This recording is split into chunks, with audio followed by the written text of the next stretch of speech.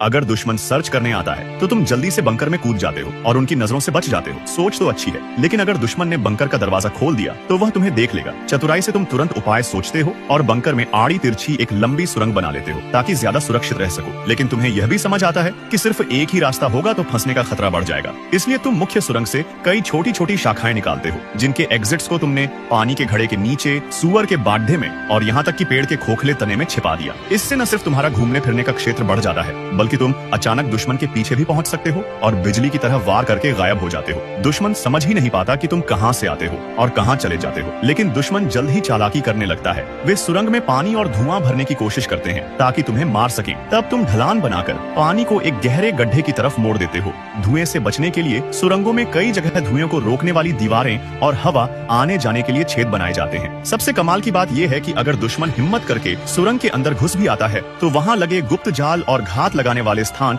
उसे कभी जिंदा बाहर नहीं निकलने देंगे। समय के साथ तुम्हारा अनुभव बढ़ता जाता है और लंबे संघर्ष को आसान बनाने के लिए तुम सुरंगों को और चौड़ा और गहरा बनाते हो। मुख्य सुरंग अब एक हाईवे जैसी लगती है, जिसकी छोटी छोटी शाखाएं गांव के अलग अलग घरों तक जाती हैं। तुमने कई गुप्त कमरे भी खोदे हैं जहां अनाज, हथियार, बारूद रखा जा सके। एक रसोई घर, आराम करने की जगह, अस्पताल जैसा कमरा और निगरानी के लिए खिड़कियां भी बनाई गई हैं। यानी अब यह सिर्फ सैनिकों के लिए हमला करने की जगह नहीं रही, बल्कि गांव वालों के लिए भी सुरक्षित स्थान बन गई है, जहां वे दुश्मन की तलाश और बमबारी से बच सकते हैं। बधाई हो, तुमने द टनल वॉरफेयर का आविष्कार कर लिया है।